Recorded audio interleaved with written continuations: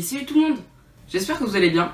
Aujourd'hui on se retrouve pour le premier épisode du Stand Tour. Comme je vous l'avais dit dans l'épisode d'introduction, le premier épisode est sur le Kazakhstan. Donc le Kazakhstan c'est un pays qui se situe en Asie centrale. Il a des frontières terrestres avec la Russie, la Chine, le Kirghizistan, l'Ouzbékistan, le Turkménistan. À une trentaine de kilomètres près on pourrait rajouter la Mongolie. Et il a une frontière maritime avec l'Azerbaïdjan. Le pays a une superficie de 2 724 900 km², soit le 9e plus grand pays du monde devant l'Algérie. Il a une démographie d'environ 18 750 000 habitants. Sa capitale est Nour-Sultan qui a été renommée en 2019 remplaçant le nom Astana. On explique ce changement par la décision de l'ancien président Nour-Sultan Nazarbayev de quitter le pouvoir après 29 ans passés à la tête du pays. Et ouais, ça fait beaucoup.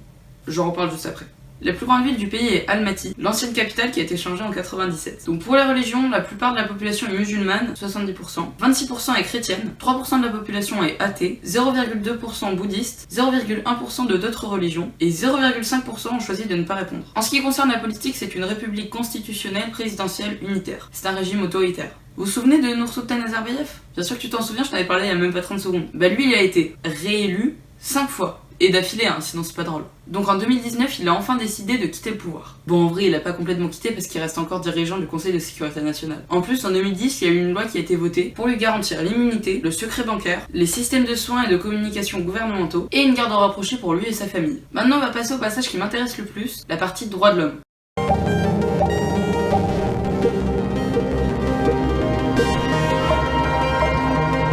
Selon Amnesty International, les violences policières seraient monnaie courante au Kazakhstan. On pourrait par exemple citer l'événement du 16 décembre 2011 dans la ville de Ragnan-Leuzen.